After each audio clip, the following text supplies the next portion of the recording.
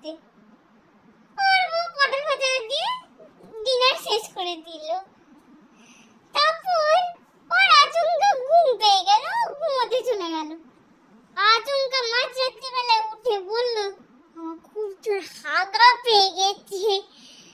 ছুটলো জঙ্গলের মধ্যে, জঙ্গলের মধ্যে গিয়ে খুলে বসে গেল হাঁকতে।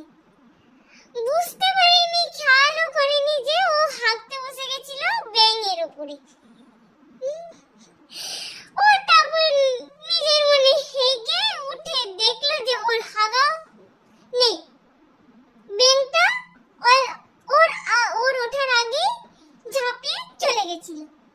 ওই জন্য কিছু হয়নি ওর। ও ভাবলো, বাহ, আমার বউ চলে গেল, আমাকে ধুতে হলো না, জল নষ্ট হলো না। ও চলে গেল বাড়ি। আবার পরের দিন বউকে বললো ফুলকপি ভাজা করতে।